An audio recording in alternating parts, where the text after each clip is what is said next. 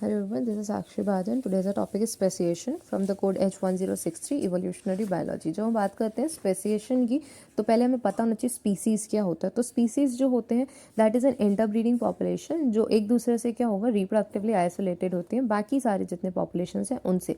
यानी अगर एक ऑर्गेनिज्म दूसरी स्पीसीज़ के साथ इंटरब्रीड कर सकता है तो हम उसको अलग स्पीसीज़ में काउंट नहीं करेंगे. तो कैरेक्टरिस्टिक ऑफ स्पीसीज़ की बात करें तो पहली चीज़ इनका जो जीन पूल होता है दैट इज़ वेरी आइसोलेटेड.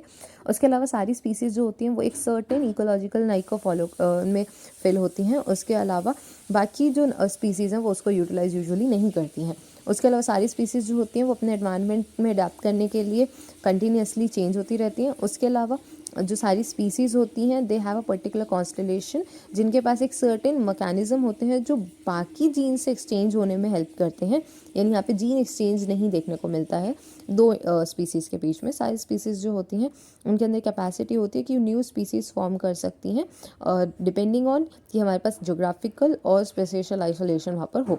उसके अलावा दो चीज़ें छोटे छोटे टर्म्स हैं which are deems and race. Deems की बात करें तो छोटा सा सब पॉपुलेशन होता है जो आपस में इंटरब्रीड कर सकता है. रेस की बात करें तो this is an intermediate population between species. Speciation की बात करें तो स्पेसिएशन एक फॉर्मेशन होगा जिसमें नई नई स्पीसीज़ हमारा बनती हैं जिनमें से एक सिंगल लीनिएज ब्रेक होगा इनटू सर्टेन अलग अलग स्पीसीज़. यानी अगर आपके पास एक स्पीसीज़ है वो किसी भी तरह से अडेप्टेशन करके या किसी भी तरीके से दो अलग अलग स्पीसीज़ में वो स्प्लिट होता है तब हम उसको बोलते हैं स्पेसिएशन. अब स्पीसिएशन के फैक्टर्स क्या क्या हो सकते हैं यानी स्पीसिएशन कितने टाइप से हो सकता है. तो अगर हम बात करें पहला फैक्टर जो है दैट इज़ जोग्राफिकल बैरियर. दूसरा है नेचुरल सिलेक्शन. तीसरा जेनेटिक ड्रिफ्ट एंड अगला हो सकता है हमारा म्यूटेशन. अगर हम बात करें स्पेसिएशन के मोड्स की तो हमारे पास दो तरह के मोड्स होते हैं. इंस्टेंटेनियस होता है, ग्रेजुअल होता है. इंस्टेंटेनियस होता है जो क्विकली देखने को मिलता है. ग्रेजुअल होता है जो धीरे धीरे होता है. इंस्टेंटेनियस में हमारा जेनेटिकली और साइटोलॉजिकली आ जाएगा. जेनेटिकली में हम डालेंगे कि क्रोमोजोम हमारा जो म्यूटेशंस हैं या मैक्रोजेनेसिस है ये दोनों हमारा जेनेटिक और इंस्टेंटेनियस में आएगा. और अगर हम क्रोमोजोमल एब्रेशन और पॉलीप्लॉइडी की बात करें तो ये भी इंस्टेंटेनियस में आएगा. ग्रेजुअल में हमारे पास दो तरीके होते हैं या तो एलोपैट्रिक स्पेसिएशन या सिम्पैट्रिक एसोसिएशन. चार टाइप के स्पेसिएशन हमें देखने को मिलते हैं: एलोपैट्रिक, पेरीपैट्रिक, पैरापैट्रिक, सिम्पैट्रिक.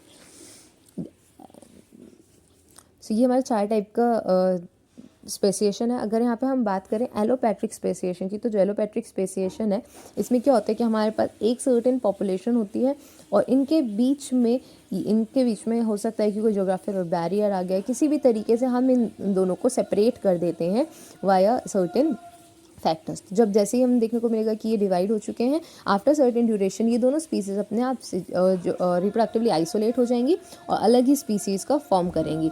और हो सकता है कि ये दोनों स्पीसीज़ इंटरब्रीड करके या किसी भी तरह से अडेप्टेशन से यहाँ पे आपको तीन तरीके की स्पीसीज़ देखने को मिले. उसके अलावा पेरीपेट्रिक की बात करें तो सेम आपका यहाँ पे भी जोग्राफिकल आइसोलेशन ही होता है लेकिन जो आइसोलेटेड पॉपुलेशन उसका साइज़ बहुत छोटा होता है. एंड फिर सर्टेन ड्यूरेशन के बाद सेम आपका देखने को मिलेगा कि यहाँ पे अलग अलग स्पीसीज़ का फॉर्मेशन हो गया. Then they will reach a certain equilibrium. Parapatric में अगर हम बात करें तो पैरापेट्रिक स्पेसिएशन थोड़ा डिफरेंट है. पैरापेट्रिक स्पेसिएशन में जो हमारा नाइक है वो ही यहाँ से एलिमिनेट होता है. यानी क्या होगा कि हो सकता है उन्होंने अपने लिए एक सर्टेन एरिया फॉर लिविंग बना लिया है. जब हम एग्जाम्पल देखेंगे that would be more clear. उसके बाद ये दोनों स्पेसिएशन के थ्रू अलग अलग स्पीसीज़ फॉर्म करती हैं. Then they reach equilibrium.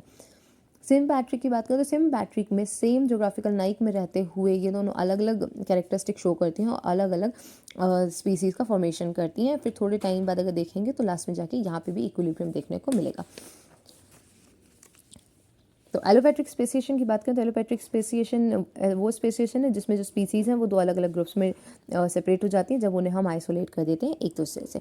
अगर हम बात करें पेरीपेट्रिक की तो पेरीपेट्रिक स्पेशल कंडीशन है जहाँ पे जो आइसोलेटेड पॉपुलेशन है उसका साइज़ बहुत ज़्यादा छोटा होता है.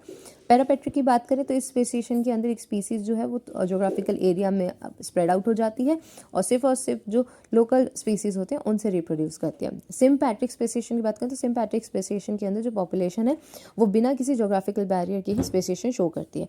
सिग्निफिकेंस की बात करें कि स्पेसिएशन ज़रूरी क्यों है तो स्पेसिएशन इज़ मोस्ट इम्पॉर्टेंट क्योंकि ये हमें बायोडाइवर्सिटी इंक्रीज़ करने में हेल्प करता है.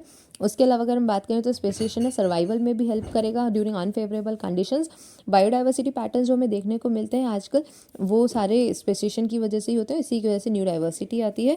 उसके अलावा स्पेसिएशन के बिना बहुत सारे जो स्पीसीज़ हैं वो डिस्ट्रिक्ट हो जाएंगे टू सर्टेन प्लेसेस और उसके बाद वो बाकी किसी इकोलॉजिकल नाइक में जाके सर्वाइव नहीं कर पाते हैं. एग्जाम्पल की बात करें तो एलोपैट्रिक स्पेसिएशन का एग्जांपल हमारे पास ग्रैंड कैन्यन स्क्विरल है। देखने को मिला था कि जो एरिज़ोना ग्रैंड कैन्यन जब बना था तो वहाँ की जो स्क्विरल्स थी, दोनों साइड ऑफ कैन्यन के जो स्क्विरल्स थी वो आपस में रिप्रोड्यूस करने के, इंटरब्रीड करने के कैपेबल नहीं थी, जिसकी वजह से हम कह सकते हैं कि जो ग्रैंड कैन्यन स्क्विरल है वो एलोपैट्रिक स्पेसिएशन का एग्जांपल है, क्योंकि बीच में एक ज्योग्राफिकल बैरियर आया था।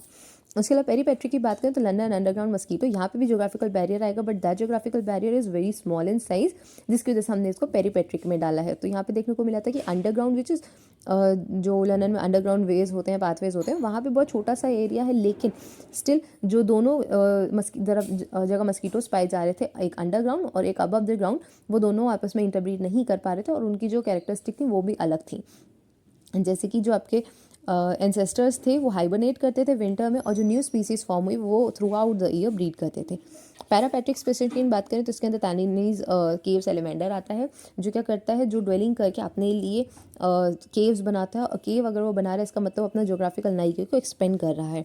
उसके अलावा सिम्पैट्रिक स्पेसिएशन की बात करें तो सिम्पैट्रिक स्पेसिएशन का एग्जांपल हमारा आता है एप्पल मैगॉट, जिसमें जो कि एक इंसेक्ट होता है और जो आपका एप्पल्स के अंदर यूजुअली पाया जाता है। तो देखने को मिला था कि जो एप्पल्स के अंदर रह रहे हैं और जो ग्राउंड के अंदर जो ग्राउंड के अंदर आके गिर चुके हैं ड्यूरिंग जब वो फ्रूट ज़मीन पर गिरा था, तो दोनों ग्राउंड वाले और जो हमारा फ्रूट के अंदर मैगॉट्स पाए जा रहे हैं, दोनों के अंदर बहुत ज़्यादा कैरेक्टरिस्टिक डिफरेंस था। These are the differences for these facts, और this is all about speciation.